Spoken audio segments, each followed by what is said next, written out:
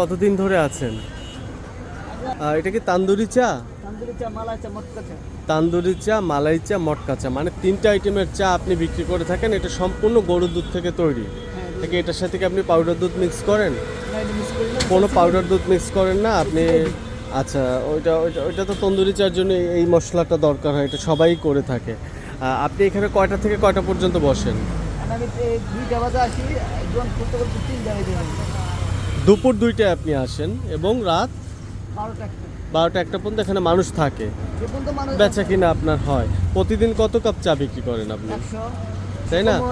আপনি প্রতিটা চা কি মাটির কাপেই বিক্রি করেন নাকি ওয়ান টাইমও দিয়ে থাকেন? আপনার ওয়ান টাইমের কোনো কিছু নেই, সবই মাটি।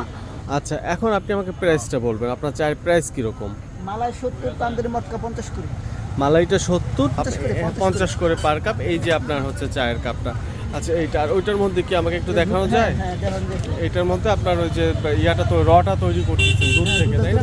খাঁটি গরুর দুধ। আপনি দুধটা কোথা থেকে সংগ্রহ করেন? এখানে কি খাবার আছে? ইসাপুর। এটা ইচ্ছাপুর আপনার 20 টাকা ভাড়া লাগে। 20 টাকা ভাড়া লাগে না? আচ্ছা, ঠিক আছে। আপনার এখানে দোকানের গুছানো সুন্দর করে গুছিয়ে রেখেছেন, পরিবেশটা অনেক সুন্দর।